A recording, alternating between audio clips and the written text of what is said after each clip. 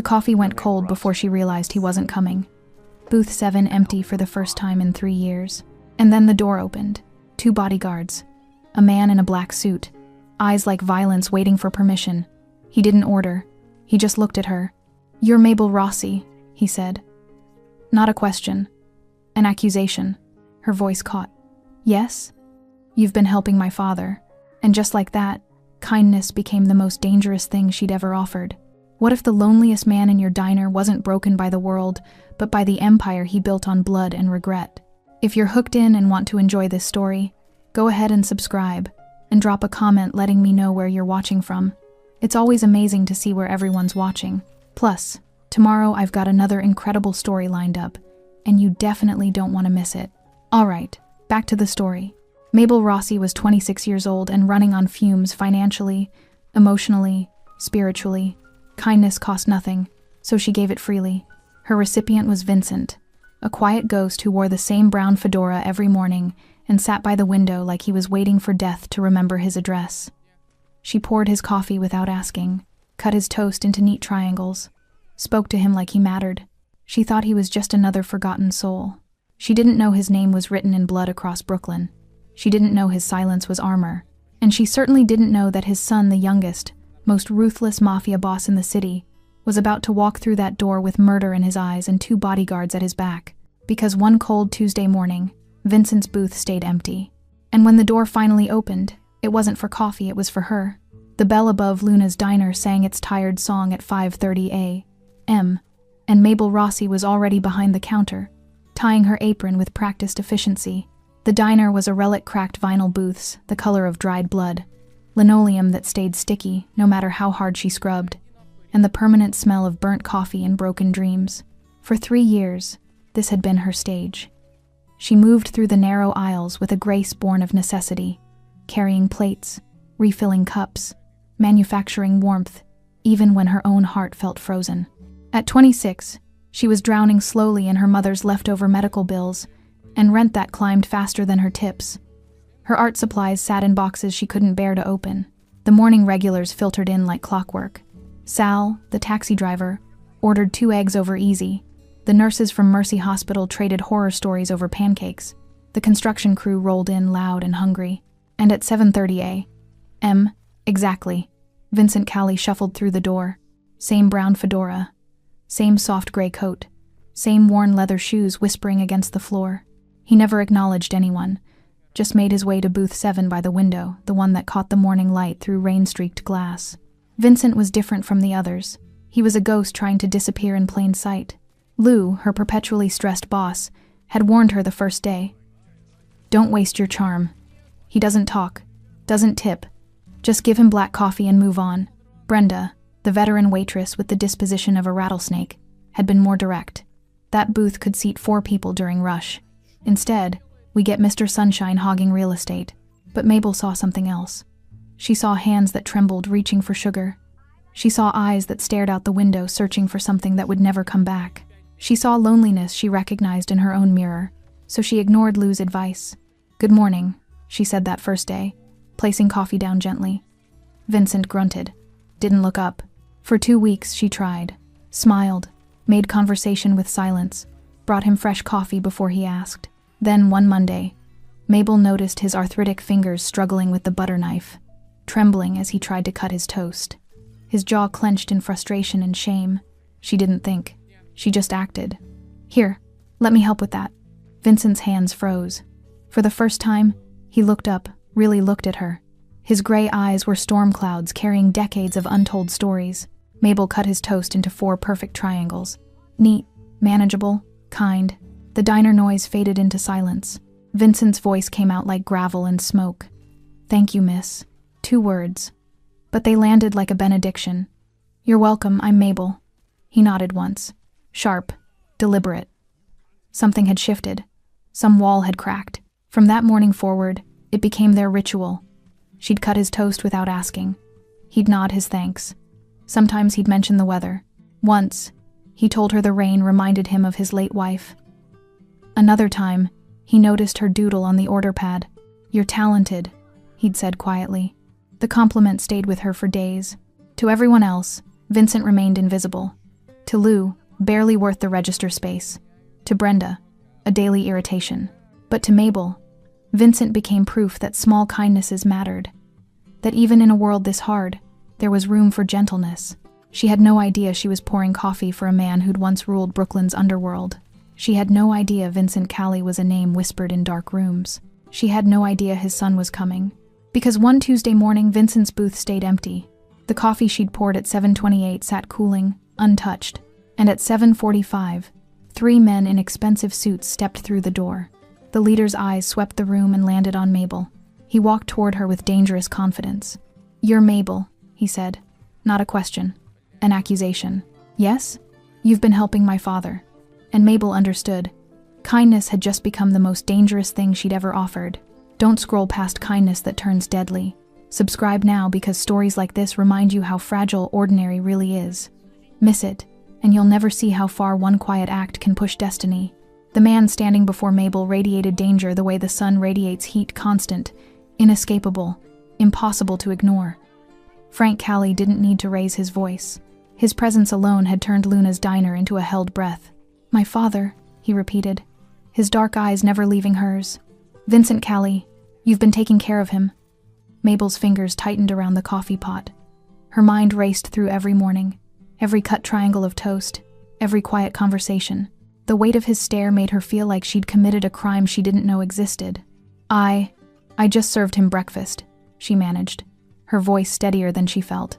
"That's all." Something flickered across Frank's face, surprise, maybe, that she'd spoken at all. Most people, she suspected, didn't talk back to him. They just moved out of his way and prayed he'd forget they existed. "That's all?" His lips curved into something that wasn't quite a smile. "You cut his food. Talked to him like he mattered. Made him feel human again." He paused, and the silence felt like falling. "Do you know what that makes you? A waitress doing her job? Dangerous." The word hung between them like smoke. Behind Frank, his bodyguards remained perfectly still, hands folded, eyes scanning the room with the efficiency of men trained to identify threats before they materialized. Mabel's heart hammered against her ribs, but something in her refused to break. Maybe it was exhaustion. Maybe it was 3 years of swallowing her pride for lousy tips and groping hands. Maybe it was just that she had so little left to lose. "Where is he?" she asked quietly. "Vincent. He's never missed a morning." Frank's expression shifted a crack in the marble. For just a moment, she saw grief flicker across his face before the mask returned.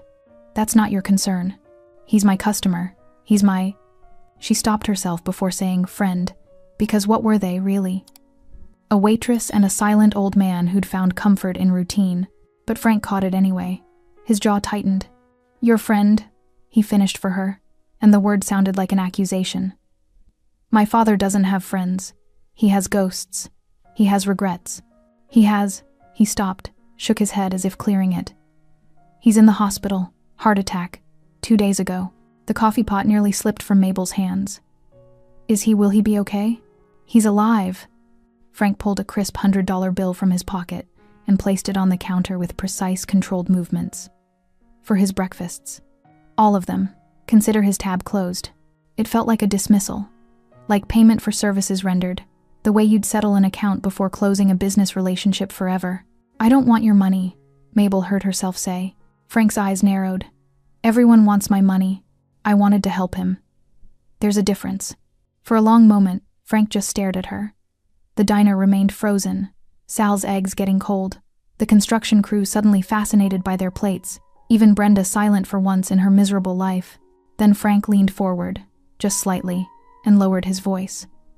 "People who help my father have a habit of discovering things they shouldn't, of asking questions that get them hurt. So here's what's going to happen, Mabel Rossi."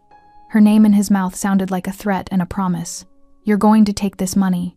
You're going to forget Vincent ever sat in that booth. And you're going to pretend this conversation never happened. And if I don't?" His smile was winter.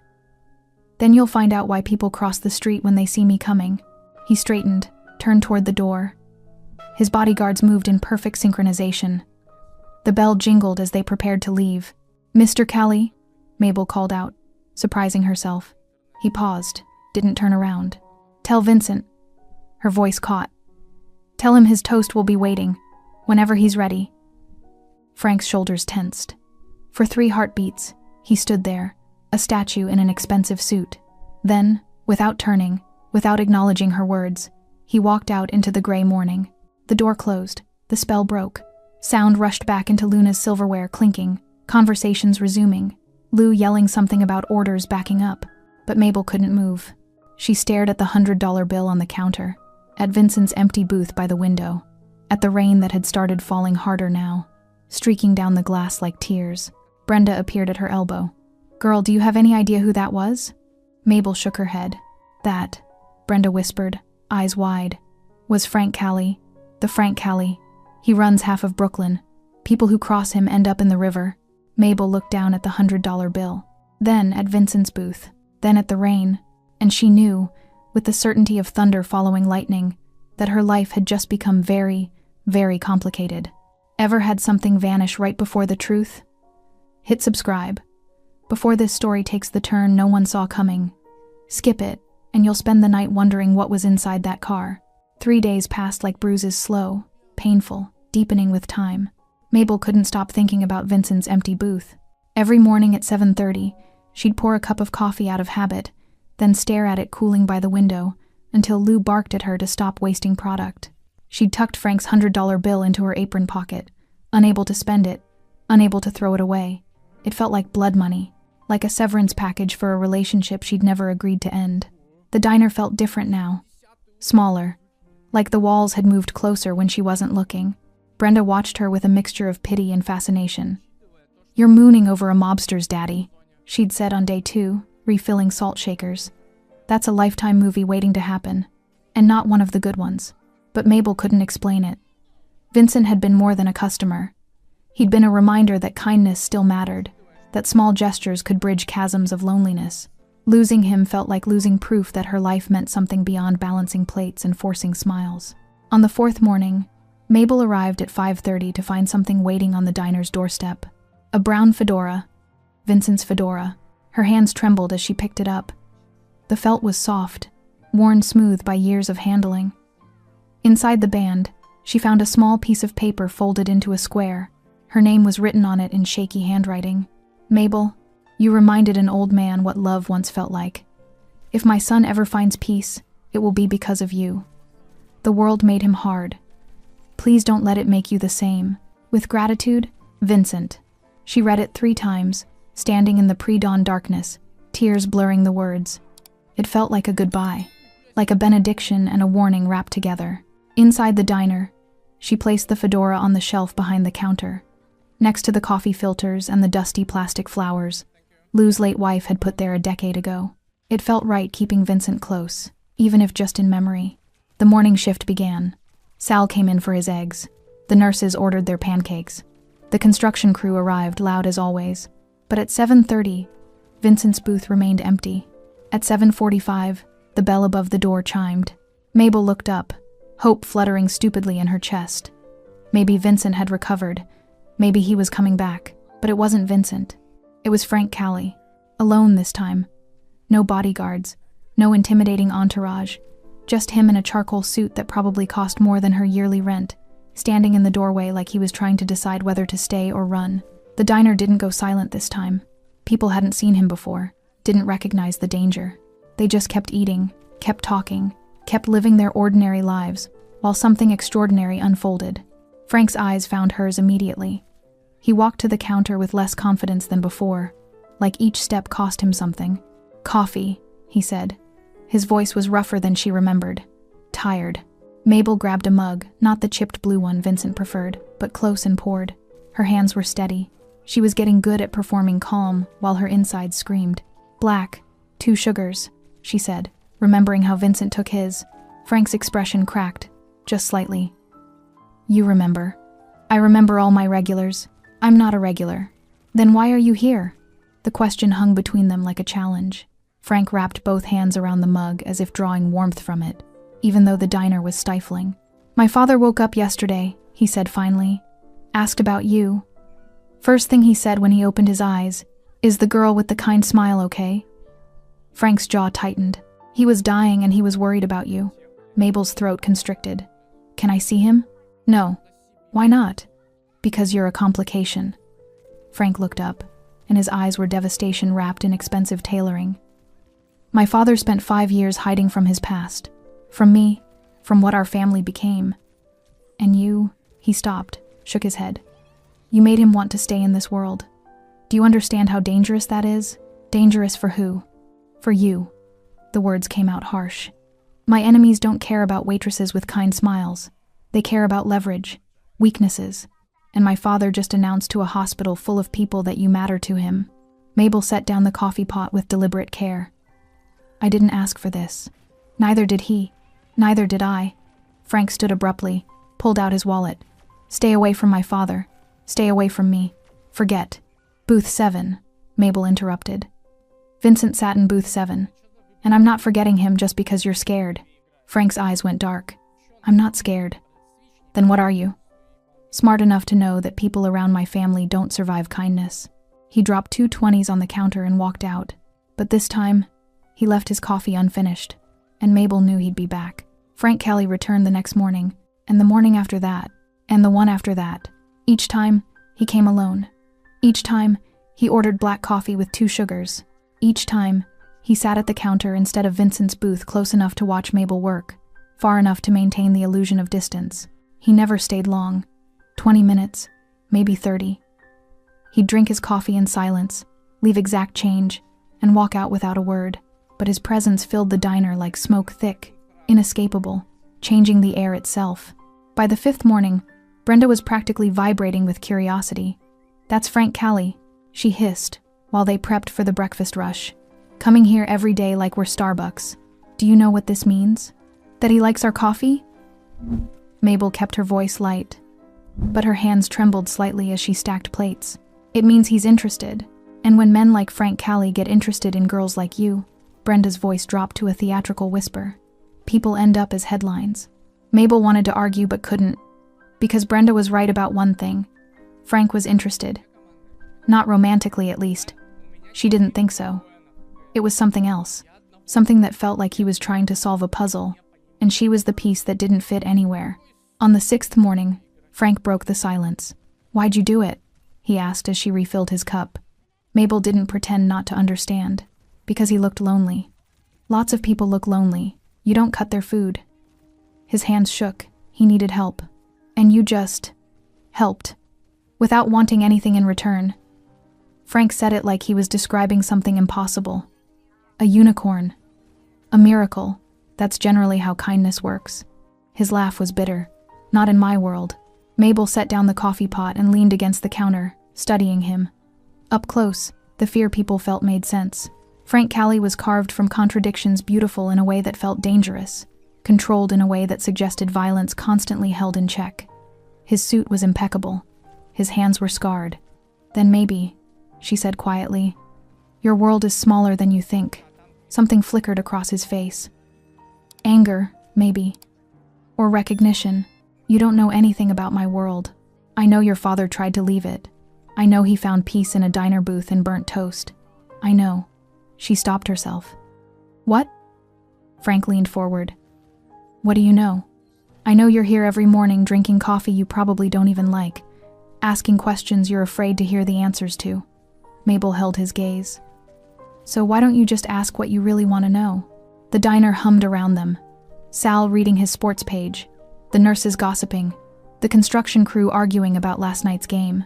Normal people living normal lives while Mabel stood across from Brooklyn's most feared crime boss, daring him to be honest. Frank's voice dropped so low she almost didn't hear it. What did he talk about? When you were with him? The question cracked something open in her chest, because that's what this was really about. Not protection, not threats. A son desperate to understand the father who'd abandoned him. He talked about the rain, Mabel said softly. How it reminded him of your mother. How she used to dance in it when you were small. Before, she stopped. Before I ruined everything. Frank finished, his voice hollow. He didn't say that. He said you had her eyes. That when you were 5, you used to collect pennies to buy her flowers from the bodega on the corner. Mabel watched emotions war across Frank's face. He said loving you was the easiest thing he'd ever done, and losing you was the hardest. Frank's jaw clenched. His hands, wrapped around the coffee mug, had gone white at the knuckles. He left me, he he said finally. Built an empire with my bare hands, became exactly what he raised me to be, and he just left. Disappeared, like I was nothing. Maybe he left because you became what he was most afraid of. The words hung between them like a detonation. Frank stood abruptly, the stool scraping harsh against linoleum. For a moment, Mabel thought he might explode, violence radiating off him in waves. The entire diner seemed to hold its breath, but he just pulled out his wallet, dropped a 50 on the counter. "Keep the change," he said, voice tight. "And stop trying to save people who don't want to be saved." He turned toward the door. "Frank." He stopped. Didn't turn around. "Your father does want to be saved," Mabel said. "That's why he's asking about me. That's why he left you that letter." "What letter?" "The one he made me promise to give you. When you were ready." Frank finally turned, and his expression was devastation. "I'll never be ready.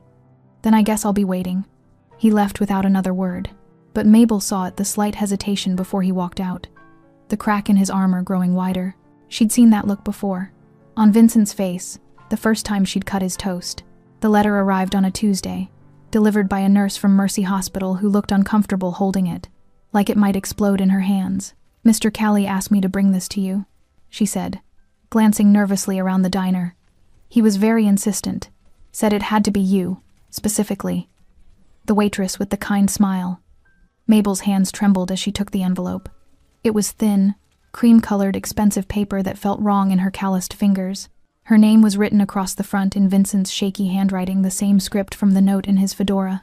She waited until her shift ended, until she was alone in her shoebox apartment with its water-stained ceiling and boxes of abandoned art supplies, before she opened it.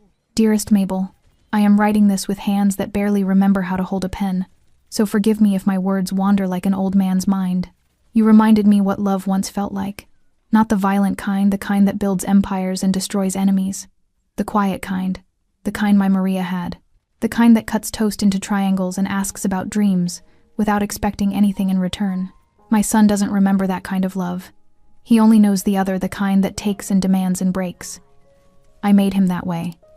I built him from blood and fear, and then I ran from what I'd created. But he wasn't always a monster. Once, he was a boy who collected pennies for his mother, who cried when birds fell from trees, who wanted to be a teacher, of all things. Can you imagine? Frank Callie, teaching children about books and numbers instead of ledgers and bodies. I took that boy and buried him under concrete and rage. When I'm gone, and Mabel, I will be gone soon. Hearts like mine don't get many warnings. Someone needs to help him remember. Not to fix him, not to save him, just to remind him that the boy isn't completely dead. I think you might be the only person brave enough, or foolish enough. I haven't decided which. There's something Frank doesn't know. Something I've hidden for 5 years because knowing would destroy what little humanity he has left. His mother, my Maria, she didn't die in crossfire. She wasn't killed by enemies or caught in violence meant for me. She took her own life. She discovered what Frank had become. The rumors reached her, whispers of brutality, of executions, of a son who'd surpassed his father's cruelty. She confronted him one night, begged him to stop. He told her it was too late, that this was who he was now. 3 days later, I found her in our bedroom, pills, a note that said only, "I cannot watch my son become death itself." I told Frank it was a rival family, gave him a target for his rage, watched him build an empire on that lie because I was too cowardly to tell him the truth that his mother couldn't survive loving what he'd become. He thinks his violence was justice. It was grief eating itself alive. When I'm gone, give him the second letter, the one she wrote, the one I've been too afraid to share. Help him see what love really was. Not possession, not protection, just love. You have that in you, Mabel. I saw it in how you held my coffee cup like it mattered, how you spoke to me like I was human. Maybe you can do the same for my son. With all the gratitude my broken heart can hold. Vincent. Mabel read it 3 times, tears streaming down her face, hands shaking so badly the paper rattled. Inside the envelope was a second, smaller one, sealed, addressed in different handwriting, feminine, elegant, to my beloved Francesco. Maria's letter. The truth Frank had spent 5 years running from. Mabel held it like it was made of glass and dynamite. That night, she couldn't sleep. She kept thinking about Frank's face when he'd asked what Vincent talked about, the hollowness in his eyes, the way he'd said, "I'll never be ready," like he was sentencing himself. At 3 a.m., she stood at her window watching the street below. Rain fell in sheets, turning the Brooklyn night into liquid darkness. A black car sat across the street, engine off, headlights dark, but someone was inside, watching her building, watching her window. Mabel's heart stuttered. She knew, without seeing his face, who it was. Frank Callie, sitting in the rain at 3 a.m, staring at the apartment of a waitress who'd promised to deliver a letter that would break him. She pressed her hand against the cold glass. In the car below, she saw the brief flare of a lighter, the glow of a cigarette, then the engine started. The car pulled away, swallowed by rain and darkness. But Mabel knew he'd be back. Because some storms don't pass, they just gather strength. Frank stopped pretending he came for the coffee. It started subtly arriving earlier, staying longer, asking questions that had nothing to do with his father.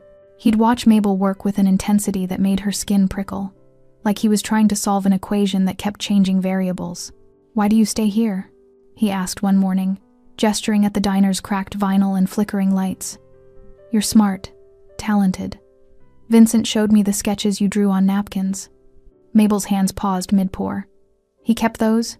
He kept everything you touched?" Frank's voice was quiet. "Like you were proof of something." "Proof of what?" "That good people still existed." The words landed soft but heavy, like snow that would later become an avalanche. Their conversations became a rhythm.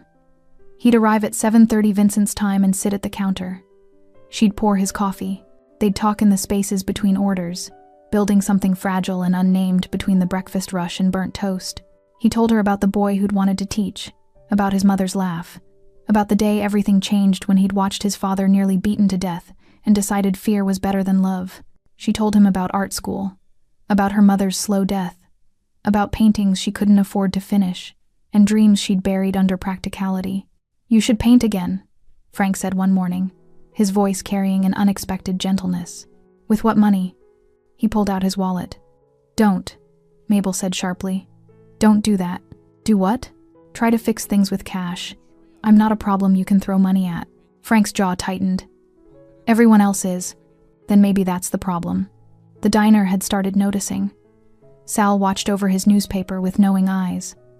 Brenda whispered theories to anyone who'd listen. Even Lou, perpetually oblivious, had commented on their intense little coffee clatches. But it was the customers from Frank's world who worried Mabel most. She'd see them sometimes, men in dark cars parked outside, watching through tinted windows. Once, a man in an expensive suit came in, ordered nothing, and stared at her for 10 minutes before leaving. His eyes had been cold calculation. "They're checking you out," Brenda said nervously. "Frank's people, making sure you're not, I don't know, a cop, a threat. I'm a waitress. You're whatever Frank Callie says you are. And right now, he's saying you matter." The thought terrified and thrilled her in equal measure. One morning, Frank arrived with blood on his knuckles. He tried to hide it, keeping his right hand in his pocket, but Mabel saw the split skin, the bruising already purpling beneath his expensive shirt cuff. "What happened?" She reached for his hand before thinking better of it. Frank pulled away instinctively. "Business. That's not business. That's violence. In my world, they're the same thing." Mabel grabbed the first aid kit Lou kept behind the counter, mostly for burns and knife cuts. But it would work. "Sit. I'm fine. You're bleeding on my counter. Sit." Something in her voice made him obey. He sat on the stool like a scolded child while Mabel cleaned his knuckles with antiseptic. His hands were surprisingly elegant, long fingers, careful scars, the hands of someone who'd built empires and broken bones in equal measure. "Someone said something they shouldn't have," Frank said quietly. "About you." Mabel's hand stilled. "About me?" "That you were accessible. That maybe I'd lost interest. That they could." His jaw clenched. "I made sure they understood their mistake." "Frank." She looked up, meeting his eyes. "You can't hurt people who talk about me." "Why not?" "Because that's not protection. That's possession." "What's the difference?" The question hung between them, raw and honest. "Protection means keeping me safe," Mabel said softly, still holding his damaged hand. "Possession means controlling who gets near me. One is love, the other is fear." Frank stared at their joined hands, her small, calloused fingers wrapped around his bruised knuckles. His voice came out barely above a whisper. "I don't know how to do the first one." "Then learn." "What if I can't?" Mabel squeezed his hand gently. "Then at least you tried." For a moment, the diner disappeared. The clatter of dishes, Brenda's commentary, Lou's yelling, all of it faded into background noise. There was only this. A waitress holding the hand of a monster, trying to find the man underneath. Frank lifted his other hand, hesitated, then touched her cheek with his fingertips. The gesture was so tentative, so uncertain, it broke something in her chest. "You're the only thing in my life that doesn't hurt," he whispered. Before Mabel could respond, the diner door opened. A man stepped inside, tall, scarred, radiating menace. "Frank," he said. "We have a problem." Frank's expression shuddered instantly. The vulnerable man disappeared, replaced by the boss Brooklyn feared. He stood, pulled his hand from hers. "Stay here," he ordered. Then he walked out into whatever violence waited. And Mabel understood. Loving Frank Callie meant watching him walk toward danger and not being able to follow. Would you risk loving the man everyone fears? Subscribe if you believe even monsters deserve a second chance. Refuse and drop your reasons in the comments. But be honest, what scares you more, him or your heart? The call came at 2 a.m. Mabel woke to her phone buzzing against the nightstand, the screen too bright in the darkness. Unknown number. She almost didn't answer. Nothing good happened at 2 a.m., but something made her pick up. "Mabel Rossi?" A woman's voice, professional, tired. "Yes? This is Mercy Hospital. Vincent Callie has been asking for you. A pause. "He's asking you to come now. It's important." Mabel was dressed and out the door in 5 minutes. The hospital smelled like disinfectant and desperation. A nurse led her through fluorescent corridors to the ICU, where Vincent lay in a bed that made him look impossibly small. Tubes ran from his arms. Machines beeped steady rhythms. His fedora sat on the side table. Someone had brought it, probably Frank. Vincent's eyes opened when she entered. They were clearer than she expected. "Mabel," he rasped. "You came." She pulled a chair close, took his trembling hand. "Of course I came. Where's Frank?" "I don't know. They only called me." Vincent's expression tightened with something like pain. "Good. Need to tell you first, before he comes." Each word seemed to cost him. "The letter. Did you read it?" "Yes." "Then you know. About Maria. About the lie." His grip strengthened slightly. "But there's more. Something I didn't write. Something he needs to hear. From someone he trusts. Vincent, you should rest." "No time for rest." His laugh became a cough. "Dying men don't rest. They confess." Mabel squeezed his hand gently. Vincent's eyes fixed on the ceiling, seeing something or someone she couldn't. "Frank thinks his empire was built on justice, revenge for his mother. But it was built on my cowardice. I gave him a target because I couldn't give him the truth. He needs to hear this from you. He won't listen. Not to me. I'm the man who abandoned him." Vincent turned his head, meeting her gaze. "But you're the woman who showed him kindness without wanting power. That's why he keeps coming back. Not for coffee, for proof that he's still human. I don't know if I can... The letter from Maria, when you give it to him." Vincent's breathing became labored. "Stay with him. Don't let him be alone when his world collapses. Promise me." "I promise." The door opened. Frank stepped inside, and the temperature dropped. He looked from Mabel to his father, jaw tight. "What's going on?" "Francesco," Vincent said softly, using his full name, the one his mother had given him. Frank flinched like he'd been struck. "I need to tell you something. Before..." Vincent gestured weakly at the machines. "Before it's too late." Frank moved closer, his usual confidence stripped away, leaving only a son facing his father's death. Mabel started to stand, to give them privacy, but Vincent's hand tightened on hers. "Stay," he whispered. "Please." She sat back down, caught between them. "Your mother," Vincent began, his voice gaining strange strength. "What I told you about her death, it was a lie." Frank went perfectly still. "What?" "There was no rival family, no attack, no enemy." Each word landed like a stone. "She took her own life, Francesco. Because of what you'd become. The machines kept beeping. The fluorescent lights kept humming. But the world had stopped." "No." Frank's voice was hollow. "You're lying." "I wish I was." Vincent's eyes filled with tears. "She found out what you were doing. The violence, the executions. She begged you to stop. Do you remember? 5 years ago, she came to you crying, asking you to walk away." Frank's face had gone white. "She said it was too much, that I'd gone too far. I told her." His voice cracked. I told her it was too late to change. 3 days later, I found her. Vincent's tears fell freely now. Pills, and a note. She wrote that she couldn't watch her son become death itself. Frank staggered backward like he'd been shot. His hand found the wall for support. I gave you a lie, Vincent continued. Because I was a coward. Because I thought your rage would be easier than your guilt. I let you build an empire on grief that should have been. Should have been.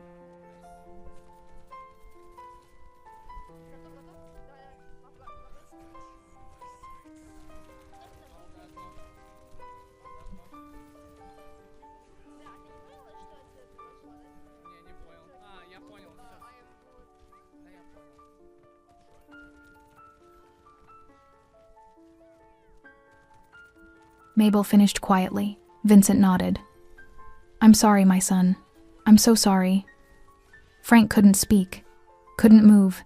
He just stood there breaking in slow motion, every piece of certainty he'd built his life on crumbling. She left you a letter, Mabel said softly.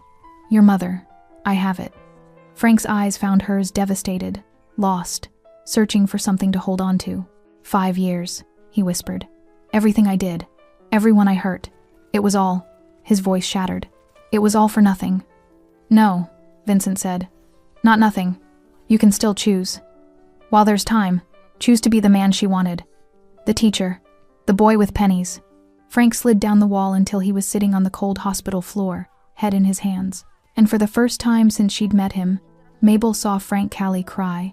Frank didn't leave the hospital for 3 days. He slept in the chair beside Vincent's bed, refused food, barely spoke.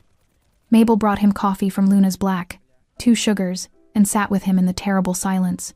Sometimes Vincent was awake, sometimes sedated. But Frank remained, a statue carved from guilt and grief. On the 3rd night, Vincent passed quietly. No dramatic goodbye, no final wisdom, just a breath that didn't come back, machines that suddenly screamed, and nurses who moved with practiced efficiency while Frank stood frozen, unable to process that the man he'd spent 5 years running from was gone. Mabel held his hand through it all, felt it turn cold as the weight of everything settled on his shoulders. The funeral was small. Frank had wanted it that way, no spectacle. No parade of criminals paying respects to a man they'd feared. Just a quiet ceremony at a cemetery on the edge of Brooklyn, where Maria was buried. Mabel stood beside Frank as they lowered Vincent into the ground.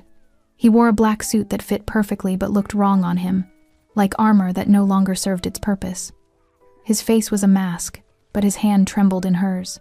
When it was over, when the last mourners had drifted away, Frank finally spoke. I need to read it. My mother's letter. Mabel had been carrying it for days, waiting. She pulled the envelope from her purse. Maria's elegant handwriting, still pristine despite the years Vincent had kept it hidden. Frank took it with shaking hands. For a long moment, he just stared at his name written in his mother's script. Then he opened it. Mabel watched emotions cascade across his face as he read shock, pain, understanding, devastation. When he finished, he read it again. Then a 3rd time, as if repetition might change the words. Finally, he handed it to Mabel. Read it, please, out loud. Her voice trembled as she began. My beloved Francesco, if you're reading this, then I am gone, and your father has finally found the courage to give you truth instead of comfort. I want you to know that leaving was not your fault. It was mine.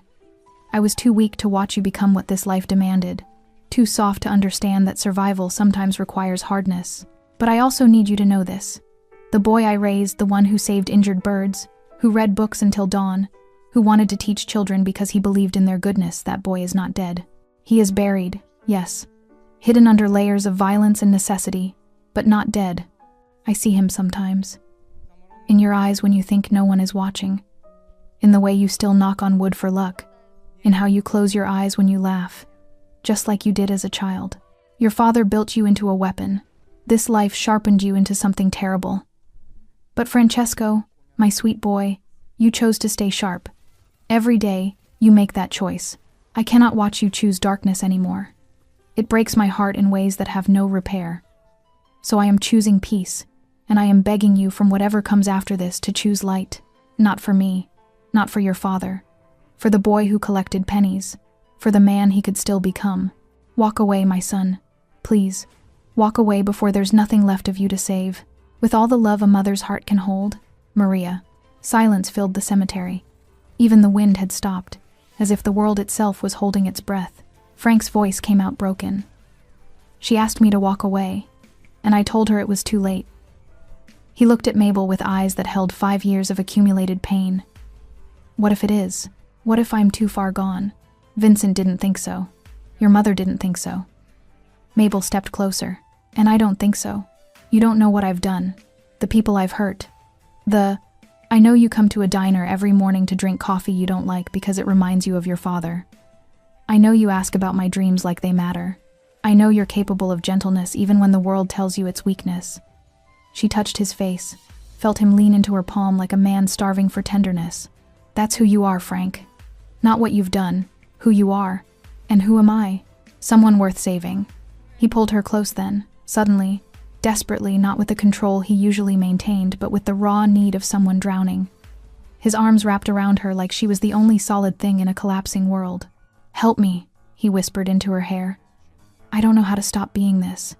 "Then let me show you."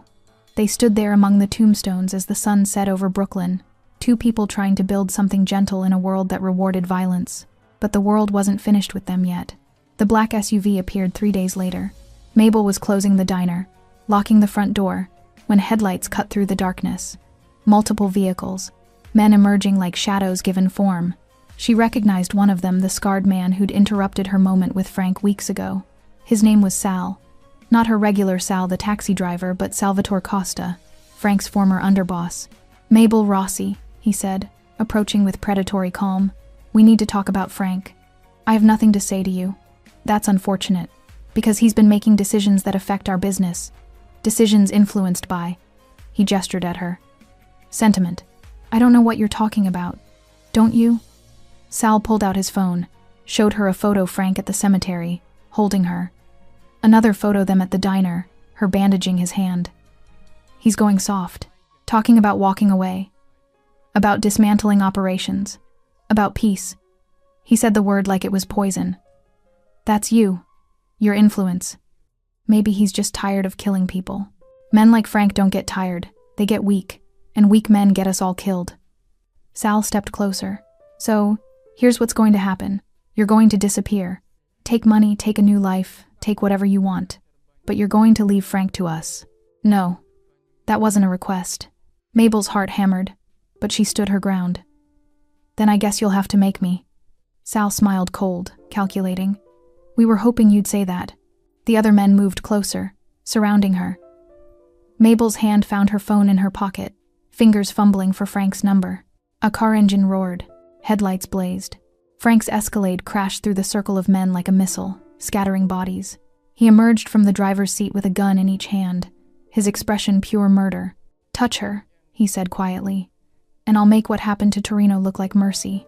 The standoff hung in the air, weapons drawn, loyalties tested, violence balanced on a knife's edge. Sal raised his hand slowly. "This is exactly what we're talking about, Frank. You're compromised, making emotional decisions." "You're right." Frank's voice was ice. "I am emotional. And right now, I'm emotionally invested in putting a bullet in anyone who threatens her." "So you'll kill us? Your own people?" "I'll kill anyone. That's what you made me. That's what I'm trying to stop being." He glanced at Mabel, something softening in his eyes. "But if you force me to choose between my old life and the only person who makes me want a new one, there's no choice." Mabel stepped forward, placing herself between Frank and the guns. "Stop, all of you. This isn't how this ends." "Mabel," Frank tried to pull her back. "No." She turned to face Sal. "You think I'm making him weak?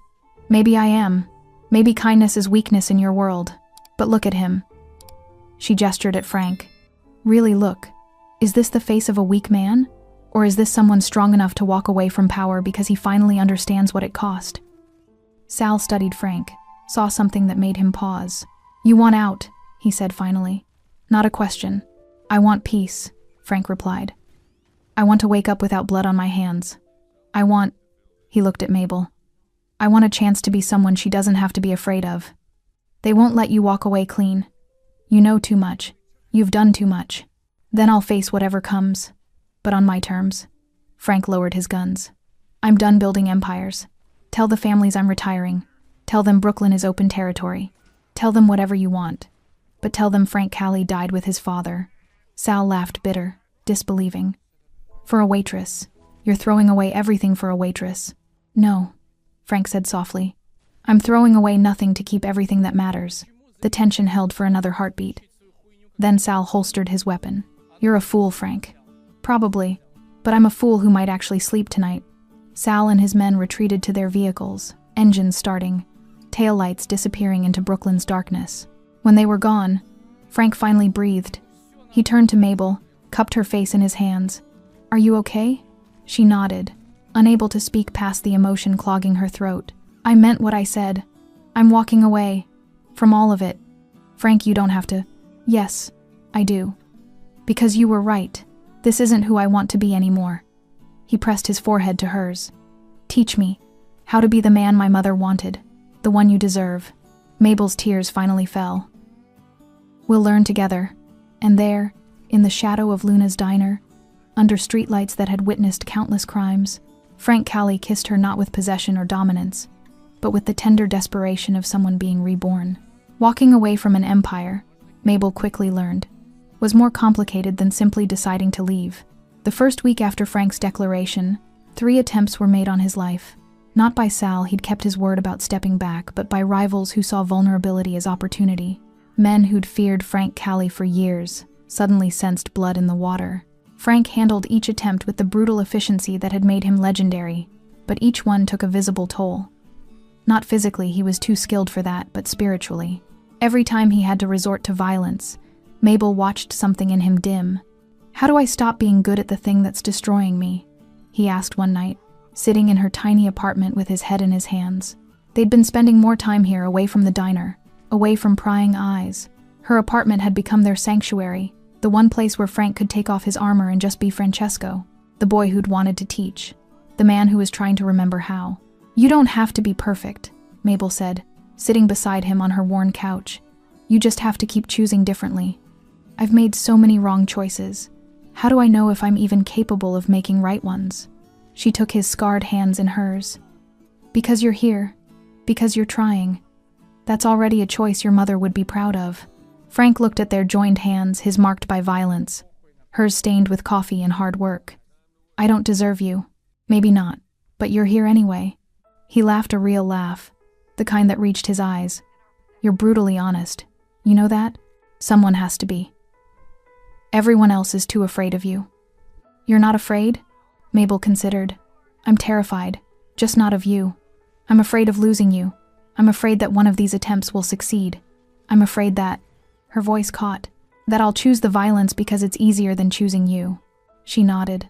Frank shifted closer, turning to face her fully. The dim lamplight cast shadows across his features, making him look younger, more vulnerable.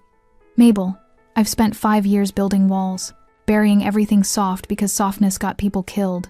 My mother, my father, everyone I tried to protect by being harder, meaner, more ruthless than anyone else. You don't have to protect me that way. I know. That's what scares me. His thumb traced circles on her palm. Because protecting you the right way with trust and honesty and partnership that requires being the person I buried. And I don't know if I remember how. Then remember this. Mabel brought his hand to her chest, over her heart. Feel that? That's what it's like to be near someone you care about. Not possess, not control, just care about. Frank's eyes darkened with emotion. His hand spread across her chest, feeling her heartbeat accelerate under his touch. It's fast. You make me nervous. I don't want to make you nervous. I want to make you... He stopped, struggling with words. I want to make you feel safe, happy, like your dreams matter, like you matter. I do feel that way. When you're like this. When you're just Frank. Not the boss, not the legend, just the man who drinks coffee he doesn't like because it makes him feel close to his father. Something broke open in Frank's expression. I love you. The words fell into the silence like stones into still water, creating ripples that expanded, changed everything. Mabel's breath caught. Frank, I know I shouldn't. I know I have no right. I know I'm still covered in the wreckage of my old life. But I love you, Mabel Rossi. I love how you see people. How you cut toast into triangles like it's an act of devotion. How you look at me like I'm someone worth saving even when I know I'm not. You are worth saving. Maybe. But that's not why I love you. I love you because you make me want to be worth it. You make me want to wake up and choose light instead of darkness. You make me believe that maybe the boy who collected pennies isn't completely dead. Tears streamed down Mabel's face. I love you too. God help me. I love you too. Frank cupped her face, his thumbs wiping away tears. Say it again. I love you, Francesco Colli. I love the man you are. The man you were. The man you're trying to become. He kissed her, then soft at first, tentative, like he was afraid she might break. But Mabel pulled him closer, deepening the kiss, pouring 5 years of loneliness and 3 months of growing feelings into it. When they finally broke apart, both breathing hard, Frank rested his forehead against hers. I don't know how to do this, he whispered. The normal relationship thing. The building a life thing. Neither do I. We'll figure it out together. What if I fail? What if I slip back into, then I'll be there to remind you who you are. And you'll do the same for me when I forget I'm more than just a waitress drowning in debt. Frank smiled, genuine, full, transforming his entire face. You're so much more than that. You're the woman who resurrected a dead man's heart. They spent the rest of the night talking about everything and nothing. Frank told her about the teacher he'd wanted to be, the books he'd loved, the life he'd imagined before violence became his language. Mabel shared her dreams of painting, of galleries, of creating beauty instead of just serving it. As dawn broke over Brooklyn, painting Mabel's apartment in soft gold light, Frank held her close on the couch. I have to tell you something, he said quietly. There's a hearing next week. The DA has been building a case. They want me to testify against the families in exchange for immunity. Mabel's stomach dropped. That's dangerous. It's necessary. If I'm really walking away, I need to burn the bridges so thoroughly there's no path back. He tightened his arms around her. But it means going into witness protection for a while. Maybe months. Maybe longer. We'll be separated. Yes. Mabel turned in his arms, meeting his eyes. Then we make these days count. Every morning, every conversation, every moment, we make them count. And after, when it's over, we find each other again, no matter how long it takes. Frank kissed her forehead, her cheeks, her lips. I'll find you, Mabel. Even if I have to search the whole world, even if it takes years, I'll find you. Promise. I promise. They sealed it with a kiss as the sun rose, two people who'd found love in the least likely place, holding on to each other as the world they knew prepared to burn down around them. Because loving Frank Colli meant accepting that nothing would be easy. But as Mabel discovered that morning, wrapped in his arms while Brooklyn woke outside her window, some things worth having were worth fighting for, even if the fight never truly ended. Don't let their story end in silence. Subscribe now because not every sinner gets a chance to love clean. If you'd still walk away, tell us in the comments why some hearts don't deserve saving. 6 months later, Mabel stood outside Luna's diner with a paintbrush in her hand and tears in her eyes. The renovation had taken 3 months. Lou had finally sold her the place too old, too tired to keep fighting the inevitable decline. With the money Vincent had left her in his will, a surprise that still made her cry. She'd transformed the fading relic into something new. The sign above the door no longer read, Luna's. It read Vincent's place. The interior glowed with warm light. She'd kept the original booths but reupholstered them in deep burgundy. The sticky linoleum was gone, replaced with warm hardwood. The walls, once dingy and gray, now displayed local art, including several of her own paintings, finally finished after years of gathering dust. But booth 7 remained exactly as it was. Vincent's booth, with a small brass plaque that read, reserved for those who need kindness. The diner had reopened 2 weeks ago to surprising success. Word had spread about the waitress who'd loved a mobster's father and transformed a dying diner into something hopeful.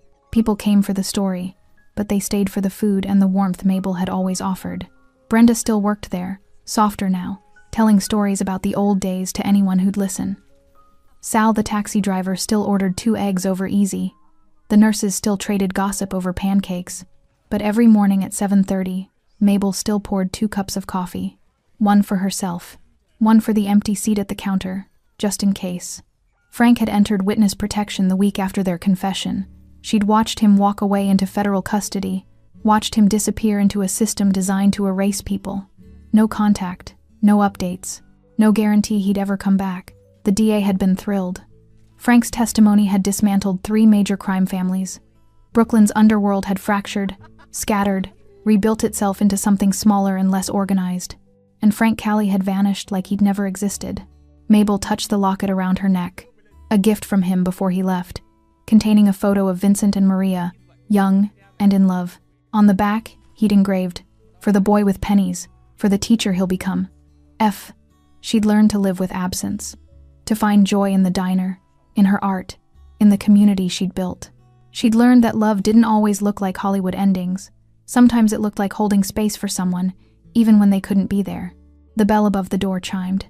Mabel turned, expecting the morning rush, and froze. A man stood in the doorway, plain gray jacket, jeans, no expensive suit, no bodyguards, hair slightly longer, touched with more silver, glasses wire-rimmed, professorial. But those eyes. She'd know those eyes anywhere. "Frank?" Her voice came out as a whisper. He smiled, nervous, hopeful, completely different from the dangerous man who'd first walked through that door. "Actually, it's Francesco now. I'm going back to my mother's name. Francesco Costa." Mabel's hands trembled. "You're really here. I'm really here." He stepped inside, looking around at the transformed space. "You did this? It's beautiful. Vincent left me money. I couldn't just. I had to make something good from it." Francesco's eyes landed on booth 7, on the brass plaque. His face crumpled briefly before he composed himself. He'd love this. "There's coffee." Mabel gestured to the counter, muscle memory taking over. "If you want some. Is there room for one more cup?" The words hung between them, an echo of her outline, of the ending she'd imagined but never believed would come true. "Only if you pour the second round," she managed, tears streaming freely now. Francesco crossed the diner in 3 steps and pulled her into his arms. He smelled different, less expensive cologne, more simple soap. He felt different too, less rigid, more relaxed, but his embrace was the same desperate tenderness she remembered. "I'm sorry," he whispered into her hair. "I'm sorry it took so long. The trial ran over, and then protective custody, and then, you're here now. That's what matters." He pulled back just enough to see her face, his hands framing her cheeks. "I have so much to tell you. They set me up with a new identity. I'm teaching now. High school. English literature. Can you believe it? Me, teaching teenagers about Shakespeare." Mabel laughed through her tears. "Your mother would be so proud. I think about her every day. And my father. And you." He kissed her forehead. "Especially you. Every morning I'd wake up and think about you pouring coffee in this diner, and it kept me going. I poured you coffee anyway. Every morning at 7:30, just in case." Francesco's eyes glistened. "Show me." She led him to the counter, to the 2 cups she'd prepared out of habit and hope. They sat side by side on the red vinyl stools, the same stools where they'd first built their fragile connection. "To new beginnings," Francesco said, raising his cup. "To old kindnesses," Mabel replied, clinking hers against his. They drank together as morning light streamed through the window, painting everything gold. "So what happens now?" Mabel asked. Francesco set down his cup and took her hand. "Now? Now I do what I should have done months ago." He slid off the stool and impossibly, wonderfully got down on one knee. Mabel's heart stopped. "I don't have a ring yet. I don't have much of anything, actually. Just a studio apartment and a teacher's salary and a second chance I don't deserve." His voice shook. "But I have love, Mabel. I have so much love for you that sometimes I don't know what to do with it all.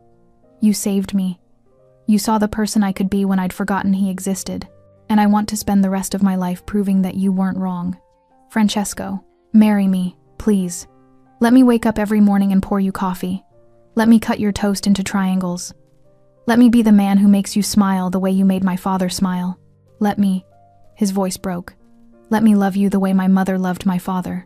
Purely, completely, without darkness." Mabel pulled him up and kissed him deep, certain, full of yes, and always, and forever. When they broke apart, she was laughing and crying simultaneously.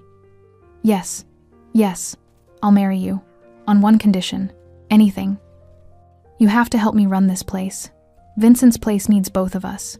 Francesco looked around the diner at the art on the walls, at booth 7 with its brass plaque, at the customers starting to filter in for breakfast. A mobster turned teacher and a waitress turned artist, running a diner together. That's quite a story. It's our story, Mabel corrected. And it's just beginning. The bell above the door jingled as more customers arrived. Brenda walked in for her shift, took one look at them, and burst into tears. I knew it. I knew he'd come back. Sal, the taxi driver, ordered his 2 eggs over easy and left his usual tip, but added an extra 20 with a note. For the happy ending, some people deserve them. The nurses applauded. The construction crew whistled. Luna's no. Vincent's place filled with the sound of celebration. Francesco and Mabel stood behind the counter, hands intertwined, pouring coffee and cutting toast and building the life that violence had tried to prevent. Outside, Brooklyn hummed its endless song. Inside, love had the last word. Because sometimes kindness doesn't just save one person. Sometimes it saves 2. And sometimes, if you're very lucky, it saves everyone who witnesses it. Vincent's fedora still sat on the shelf behind the counter, next to the coffee filters, a reminder of where it all started. Of the old man who'd taught a waitress that small gestures matter. Of the son who'd learned that empires built on blood always crumble, but love, real love, endures. As the morning rush swelled around them, Francesco leaned close to Mabel and whispered, "Thank you." For what? For cutting my father's toast, for seeing past the monster, for teaching me that redemption isn't about forgetting who you were, but about choosing who you'll become. Mabel squeezed his hand. We chose each other. That's all that matters. And as the sun climbed higher over Brooklyn, Vincent's place, a diner built on kindness, saved by love, and blessed by the ghost of an old man who'd believed in both, became exactly what it was always meant to be. Home. Thanks for sticking with this story till the end. If you enjoyed it, you're going to love the next one. It's packed with unexpected turns and heartfelt moments. Click the image on your screen to keep the journey going, and make sure to hit subscribe for more amazing stories. Drop a comment and rate this story from 1 to 10. I can't wait to see what you think. Мораль. Когда ты заходишь в интернет и видишь, как люди там в Дубае летают, покупают себе огромное количество автомобилей какие-то. Ну, много всего такого, что ты за эту зарплату себе никогда в жизни позволить не сможешь. И как человеку оставаться морально типа сильным? Что ему нужно делать? Ну, наверное, во-первых, это, наверное, все от семьи исходит, да? То есть, какая семья у тебя, как она построена. Если ты один живешь, это сложно, да, ты будешь сам себя, но у тебя, опять-таки, возможно, ну, родители, если есть, которые, друзья, поддержат тебя в какой-то момент, хотя бы просто отвлекут тебя от этих мыслей. А если у тебя, к примеру, там, семья, жена, к примеру, да, есть дети, то тут, наверное, поддержка только от них исходит какая-то. Вот. Чтобы не упиваться в своих мыслях о том, что какая нынче сложная жизнь. И, наверное,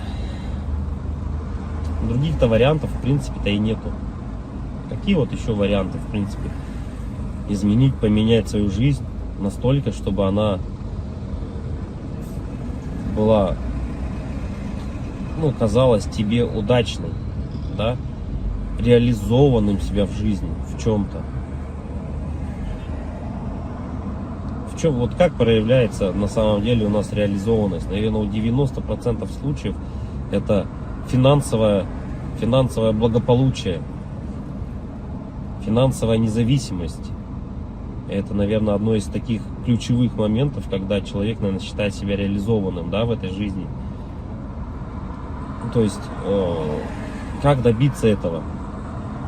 То есть, с учетом того, что даже возьмем нашу страну, да, сколько миллионов людей здесь живет, как каждому добиться этого результата? Непонятно. И с каждым годом просто ситуация становится все хуже и хуже. Все дорожает, люди зарабатывают либо столько же.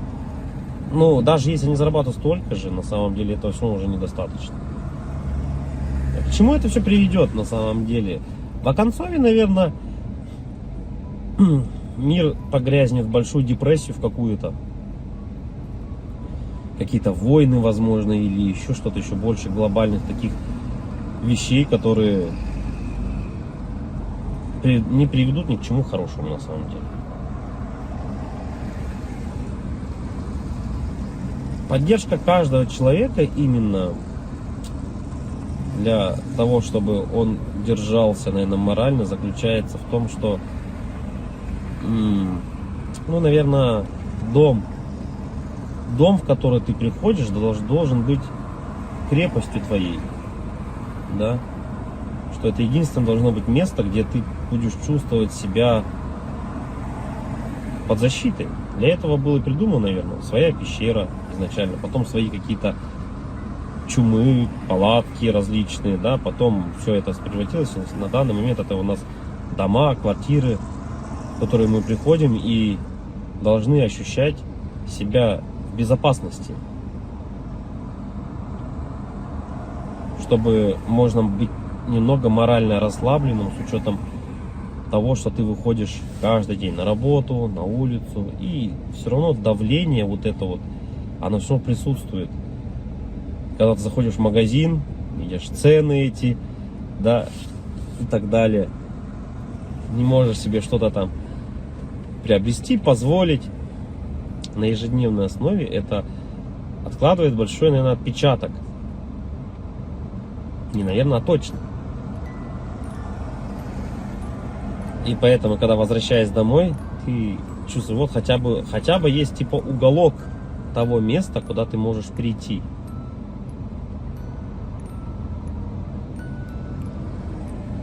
Уголок на самом деле человеку много тоже не надо. Можно хотеть большего, но на самом деле человеку одному много не надо. Да? Ему нужно спальное место, спокойное место, где можно подумать. Ну, это когда ты один, к примеру, да? Когда у тебя есть семья, к примеру, ты приходишь домой, опять-таки, и тут хотя бы, да, поговорить о каких-то вещах. Просто об отрешенных вещах, наверное. И, возможно, при этих же условиях у тебя и появляется какая-то дополнительная мотивация для реализации себя. А когда у тебя нету ничего, вот это уже становится проблемой. И это у многих на самом деле. Что значит не иметь ничего?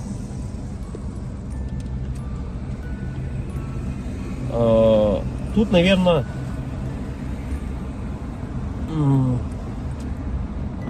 самое главное, дизмораль у человека еще возникает при том, что это уже, наверное, где-то в глубине души даже она возникает при даже хорошей финансовой подушке такой, которая у тебя есть, хороших финансовых деньгах, да, то есть, но нету вот внутреннего ощущения, к примеру, дружбы, семьи, любви и так далее. Это уже отдельно на самом деле разговор, потому что мы, вот, к примеру, можем взять, как сейчас вот Новстрой, если кто-то смотрит, насколько тяжело обладать такими финансами и не иметь, по сути, ничего.